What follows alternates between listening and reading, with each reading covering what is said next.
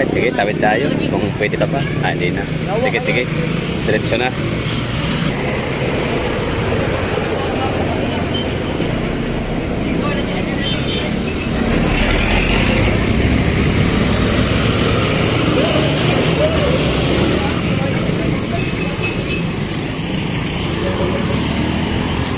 Pasyal tayo.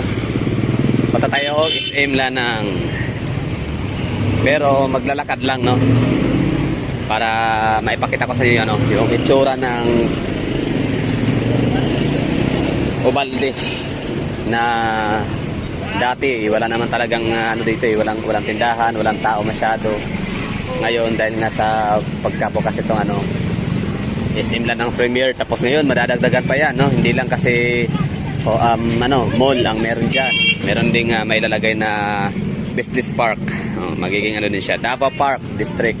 Tapos mga condominium, napakadami. By Mega World, no? 11 hectare. Malaki na yun. Tapos may mga condominium pa, yung mga anong tawag dyan, yung mga basta marami. Medyo hindi siya ganun kataas ang ano, hindi siya ganun ka high rise, pero marami mga condominiums din. Mga park lanes ba tawag doon? Basta. Tapos meron pa LPDH, oh. Lanang Premier Hospital.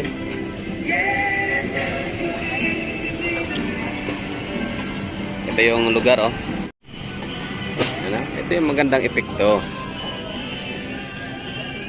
Tanong ko sa inyo, meron bang ano bang mga hindi magandang effect sa mga nagtatayo ng mga gusali? I mean mga malls sa lugar, di ba? Kasi pag maraming malls, pag may mga malls, may mga empleyado talaga yan. So pag maraming empleyado, maraming dadaya sa lugar para mag-apply, tapos syempre mangungupahan.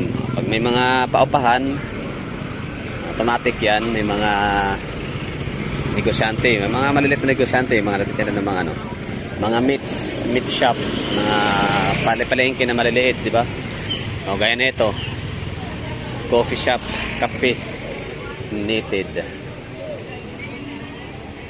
Basta dati nakapag-shortcut na kami dito sa lugar, tapos hindi pa nga to ganito.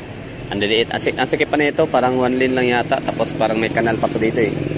May kanal, tapos inayos. So ito, wala na tayong makikitang open kanal, nakasarado na, tapos ginawa na siyang sidewalk.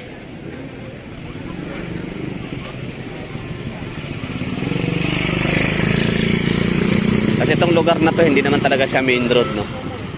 Hindi siya serve as pangunahing daanan ng mga sasakyan.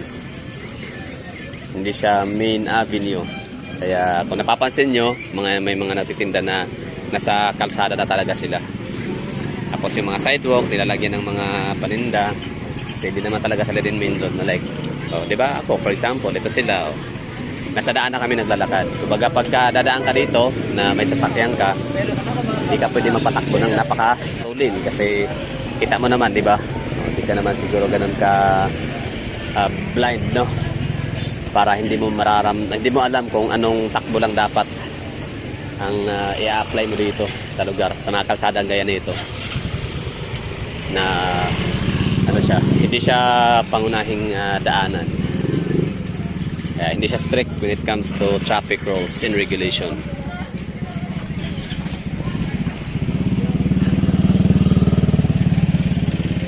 Parang ano na siya, shortcut lang. Shortcut way sa SM Lanang. Itong eskwelahan na to ay Ubalde Elementary School.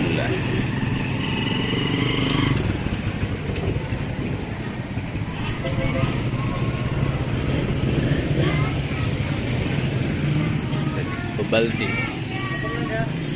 San Roque District.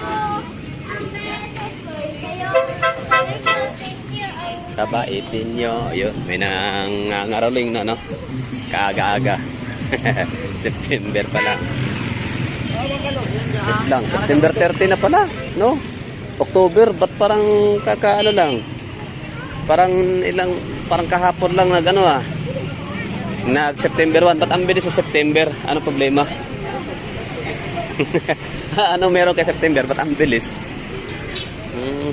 Daming tao, no? Nakakatuwa. Ako'y natutuwa talaga sa mga gantong senaryo, ganitong set up ng lugar.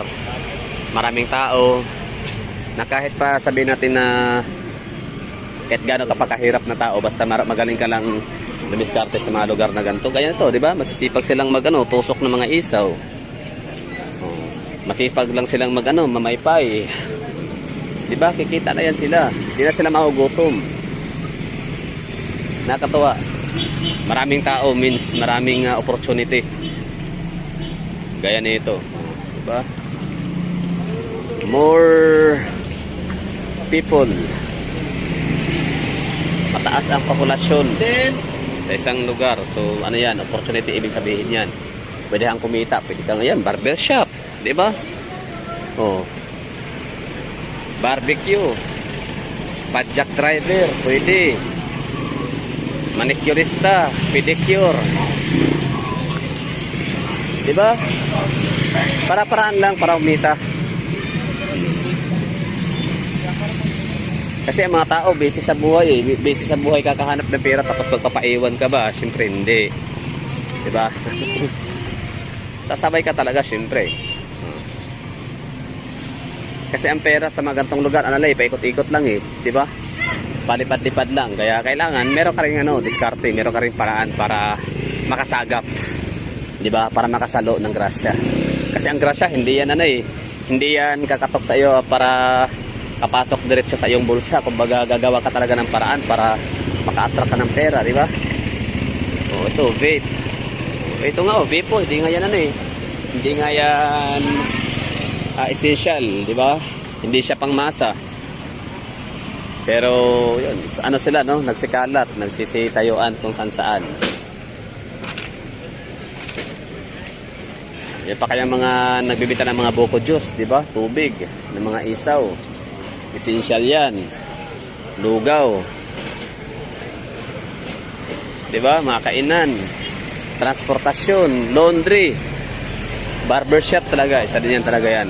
Ang ganda ng barbershop kasi weekly nagpapagupit. Diba? Or every 2 weeks. Manicure, pedicure din. Ganun din.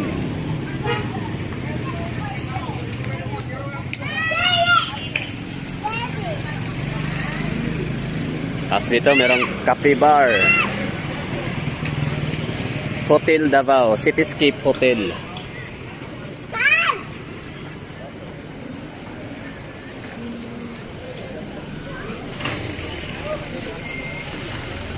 Baka itong Cityscape Hotel by Red Doors. Dito yun. Kumbaga, ang purpose naman nito is para siguro yung mga may transactionist sa mga BPO area natin dito ayaw na lang mag-check-in sa mga hotel like Acacia na pang 5 star siguro ang Acacia. Kaya dito sila sa mga parang mga tourist inn na mga hotel.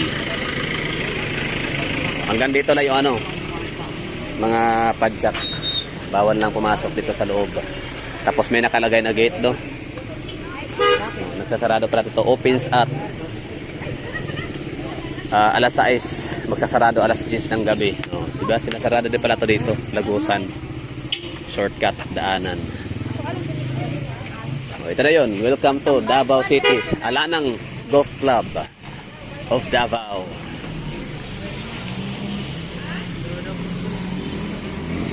Okay. So yun lang Nakita nyo na yung lugar ng Ubalde kung saan dati ay walang mga tao. Ngayon ay napaka busy na niya na lugar.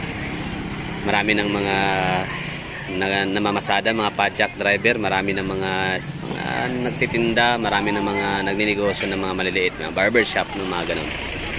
So, malaki ang tulong. Malaki ang naibigay ng mga family sa lugar na tulong para magkaroon ng para mas malalong lalago yung ekonomiya dito sa lugar. Maraming salamat. At sunod nating vlog ay dito sa Davao Lanang Golf Club of Davao. Tingnan natin kung ano nang hitsura sa loob. Kung ano mga gusali na makikita natin dito.